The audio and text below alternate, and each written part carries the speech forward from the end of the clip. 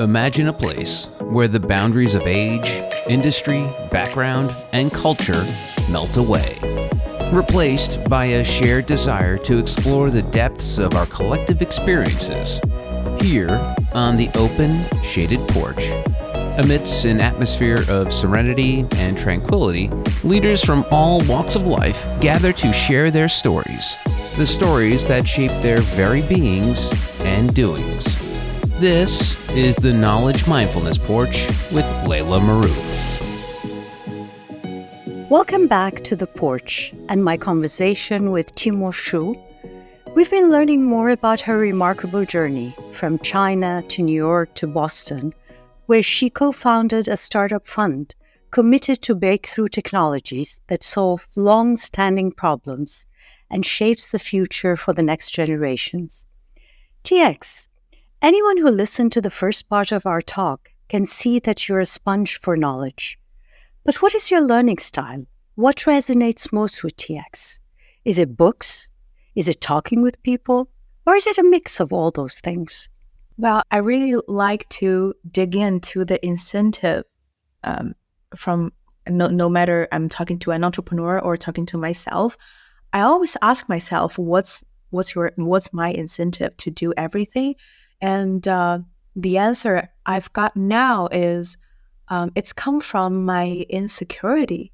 My parents loves me, and they gives me a pretty safe and warm environment, but I don't know where it comes from. Maybe from boarding school or a little, not that much, but a little bully history back to school. They cultivated a character that always leads me to think, what's next? What's tomorrow? What's next year? That probably also comes from my mom, because I remember when I was so little, because my mom was also a businesswoman. When she's doing financial plans for a company for a new year, she also asked me, why don't you make your new year plan? So I started to make my own financial and career education plan from when I was probably 8-9 years old. And I learned how to do 1-year plan, 3-year plan, 5-year plan. And even though I look back, where am I here? It's so different from my childhood plan. But I think that helps to cultivate a strategic mind. And that's the first thing that helps me to keep learning all the time. Because if you got a plan, then you realize, oh, I don't know this, I don't know that. Then what should I do? You can only rely on yourself. Then you gotta learn. You gotta educate yourself. And the second thing is secure. I don't know why.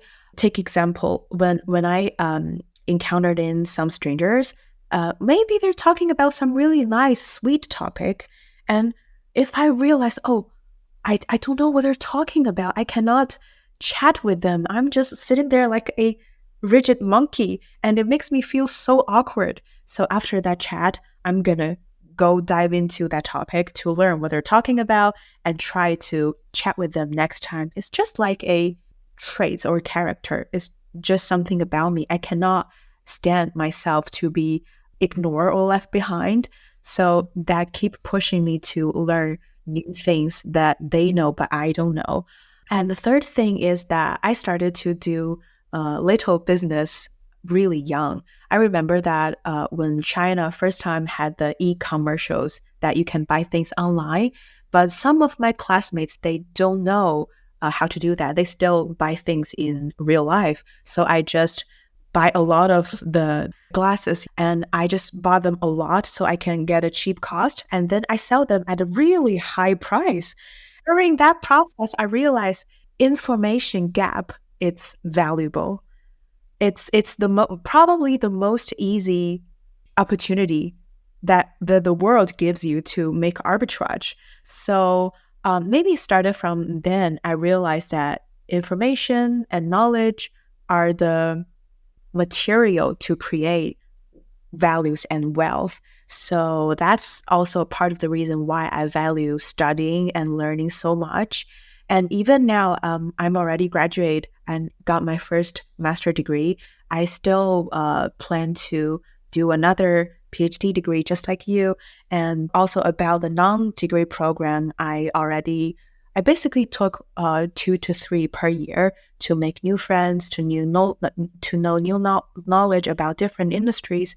And it fulfilled my life. It makes me feel that I'm enriched all the time. And that go back to my venture capital business. It really helps me a lot. It makes you build up it's not 3D, it's not 3 dimension. It's like a 365 dimension of what the real world is. And the more factors you know, it's near to what the real world is, the more success you can practice it in your investment decision. So I think the childhood environment, the insecurities, and the businesswoman experience helps me and drives me to learn new things all the time and made me who I am today. I think when you say insecurities, it just aligns to a word in my mind, which is more like you're a perfectionist. So that kind of character, the perfectionist, is always feels whatever they're doing is not enough. They have to look for things. I have reached a point where I feel the more I know, the more I'm humble about what I know. In terms of, that no matter how much you know, it's nothing compared to this knowledge in this world.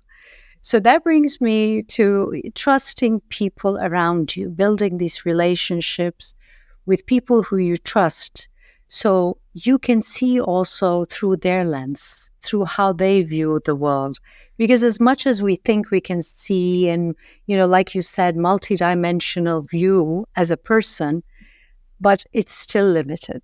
Imagine if this multidimensional view, what you're seeing is there's someone beside you also seeing their multidimension and and these are people all you trust. Imagine how big is this picture you're seeing of the world out there. Trust is a very overused word now that sometimes it loses its value, its real value. Because people think, trust comes, when you talk a couple of times or when you do business 1 or 2 times. Or for me, trust needs time to build, right? So what do you think? How do you build trust with others? I think trust is only can be earned by hardworking and always maintenance. It's not like, you verify me and I'm okay, I passed the test and you trust me forever. It's not like that. It's just like a flower. It's like really precious flower. You have to watering it, you have to fertilize it every day. It's really hard for me to build trust and I lose it very easily. Sometimes if my friends do some little details that I'm not happy with, I'll lose my trust. I'm judging my trust to my friends all the time, but I don't have to make a move when we reach the 100% trust line. I can still testing and make a score for your new trust level all the time. But for me, how to build the trust to other people's heart and mind is only to do hard work. You can only do hard work to prove yourself, prove your ability, prove your values and your philosophy.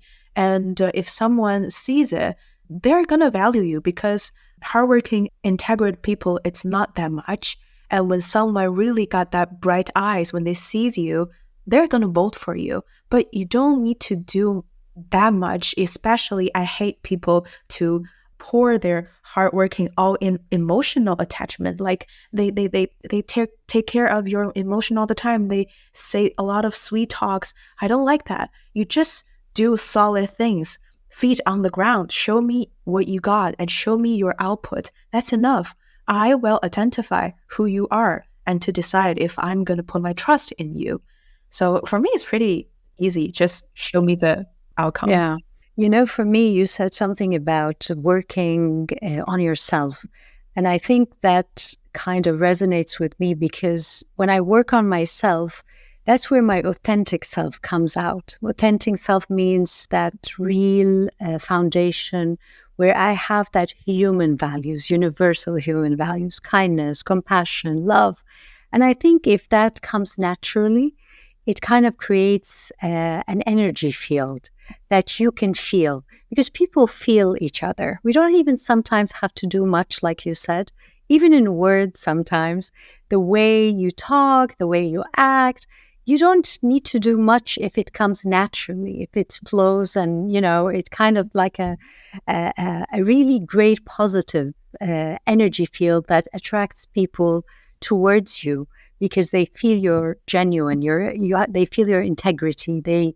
They can see your actions are aligned with what you're saying and they're feeling about you.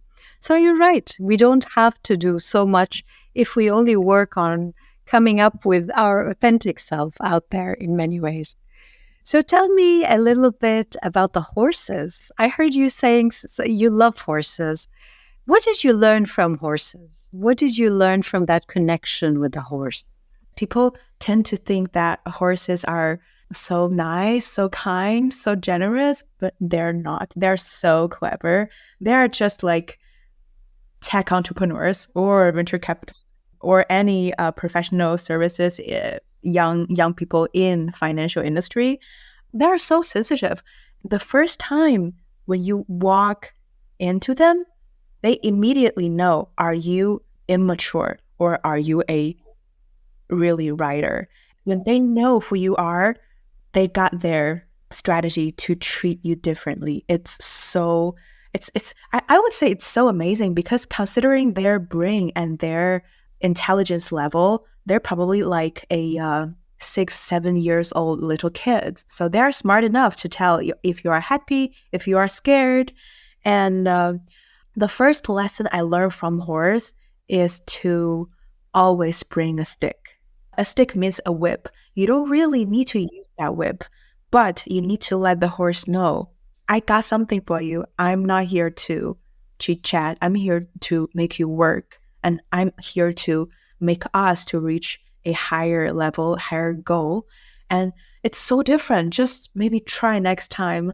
If you are just riding them without a whip, just with your legs, then you have to be really, really strong to make the horse go wherever you want. But with a stick, your life and your work will be so much easier and enjoyable and pleasure. Wow. I have never learned that before, never in my life. That's really something new. What's actually helps me a lot during my work, because in the deep tech venture capital industry, you have to deal with all those MIT graduates, Harvard graduates, Stanford graduates. They're so smart, and you cannot just talk with the sweet talks or talk with our common passion, common values. You gotta have some sidekick. So Horace taught me this, and Horace taught me to listen. Even though I'm saying and speaking a lot tonight, but Horace, I mean, when I was much more younger, for a period of time, I think that's natural for young kids. They just tend to, sometimes they are a little bit too emotional, a little bit depressed. I just went to my horse, and they're just, I think they understand a little bit, but they're not judging. They're not comment on you. They just sit there, listen, and maybe sigh with your words. And sometimes they're so sympathetic that they walk to you, and they just lie their heads on your shoulder, and you just feel so amazing that you are connected with this earth, with another species. And that's so amazing. And that makes me ask myself, how can I be a good friend, a trustworthy friend, and a soothing friend as a horse? So in my conclusion, I just shut my mouth and listen, and showing that I accept everything you said, and I support you whenever you said. That's what I learned from the horse. Wow. That's very powerful. That is powerful. It shows you that connection we have with each other, not only as human beings. We have each other as beings in this life, right? We have it with the animals, with the plants, with Mother Earth. So it's so, so powerful, because that shows me how much you learn as a leader. all the traits you were talking about, and talking about how you have the kindness, but also you need that accountability, the firmness. It's like, it's all about timing in many perspectives, right? It's like you have a toolbox and you know exactly when to kind of pull, when to give away a little bit. And it's just all about the timing. That's the kind of intelligence we need in this world right now, right? How do you use both, but in the right time? And third thing that horses taught me is communication is everything. Because imagine the horse is a 700 kilogram. Is it right?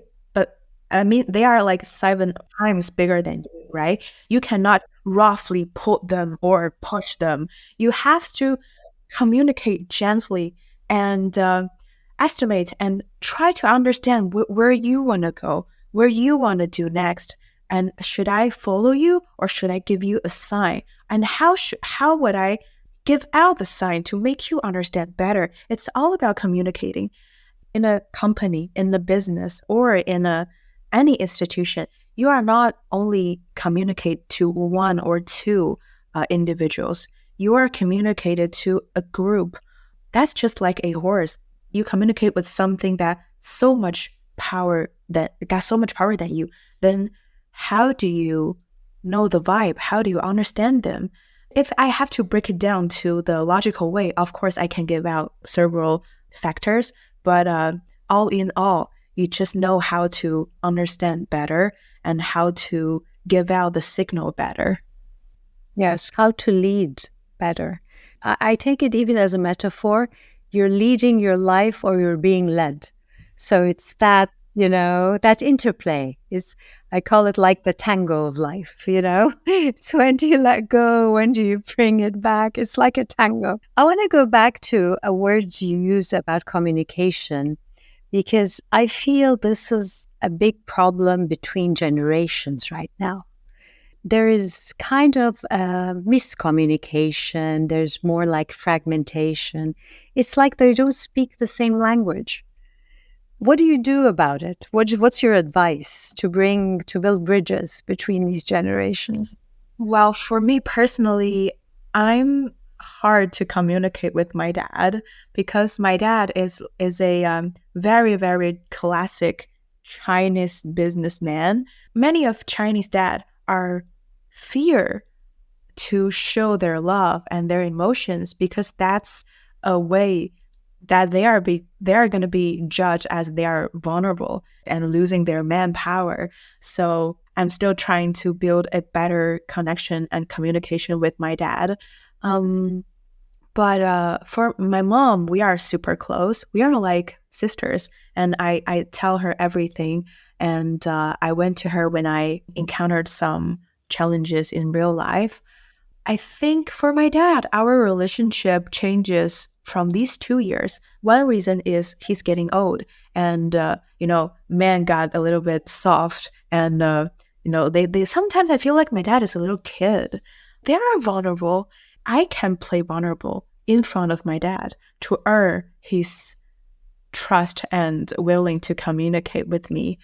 And I think another techniques to better communicate, I think we still need to fix the willingness problem, the incentive problem. Why the younger people want to communicate with the elders? It is because we need to show that we are valuable. We got something that you don't. Like for me, I'm not that aged. I was born in 1996, so I'm 27 years old now.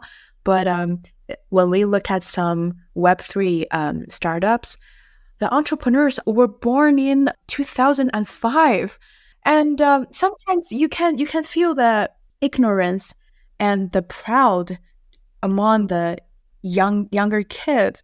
But sometimes you gotta show off. You don't need to be that humble. You gotta use your proud as a tool. You need to let them know, hey, I got something better than you. And I'm willing to share that with you if you are willing to cooperate with me, if you are willing to learn it humbly and make me happy to teach you. And I think that sometimes you need to show that it's not like I'm better than you. It's just to show that I got something good. Do you want it? It's your wisdom. That's what they don't understand. You have really a lot of wisdom, TX. And I think the younger generations with the learnings, whatever you said, I think it goes back to so much of our learnings, older way of taking in so much from our culture, societies, schools, peers.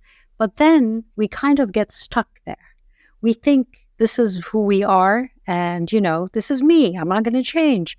But I think the realization that this is not me and this is really a part of me that can be reconfigured if I am aware that I can renew these learnings. Whatever doesn't work, I can weed it out. It doesn't work anymore. Maybe it worked for 10 years, 15 years, 20 years, but now it's not working. So if it's not working, what am I doing with it, right? I think this kind of practice, this kind of thinking, mindset, I think more and more of parents and more of even businessmen in corporations, older generations where they have to deal with the younger generations, how do you bring them together as peer-to-peer, not as hierarchy? So everyone has something to offer on the table. He has their wisdom, you have your fresh look of the world, of the technology, your input in this and that. It's just that humbleness again, that it's not, one knows better or the other knows. Everyone knows something of value at this time. And it's just how do we renew it and how we do that. So what is a last advice you would give for the younger generation? The Generation Z, not the millennials, but the Generation Z. What is your advice for them? I think during the internet development, the information are more and more transparent. Like, I believe that millennials know so much better than us. So I can only encourage them, keep fighting, forge ahead, be positive, and trust that the world is always going to be better. Just go and play and fight. I love that hope, that, very kind of optimistic look. And a last advice for the older generation, for our generation. What advice would you give us? Just try to be a kid again. Oh, I love that. I love that. I'm trying, TX. I'm trying. You're trying. It's very successful. That's really great. Thank you. I think it's just, I always felt that, like you said, experimenting is something that I kind of go with in life. When you feel something is not working anymore, or you have just given your best and time to move on. And this is where your risk-taking comes. This is where your adventurous nature comes, which is, what am I going to lose? Let me experiment, right? If it works, great. If it doesn't work, so what? Oh, I'd really love to thank you, TX, for a lovely conversation today. I really, really learned so much, and I'm so impressed with so much of your learning, so much of your knowledge maturity, so much of even the impact you have so far. And I just know that you're going to continue this journey. And I'm going to hear more and more of your great news in the near future. Thank you. Thank you so much. Thank you so much for giving me the chance. And I'm definitely going to keep you posted with my adventures. Please do. Please do. I'm looking forward to that. Thank you. Thank you, TX. Thank you so much. You're quite welcome. And that brings us to the end of this week's Knowledge Mindfulness Porch. I hope you enjoyed the show. If you did, be sure to subscribe so you don't miss any new episodes. If you have the time, we would really appreciate if you left us a review so other amazing individuals like you can find us. Thanks for listening. See you next time. You have been listening to the Knowledge Mindfulness Porch with Laila Maroof. If you want to join the movement of knowledge mindfulness and shape the world of tomorrow, go to drlailamaroof.com. The Knowledge Mindfulness Porch is a production of Forbes Books.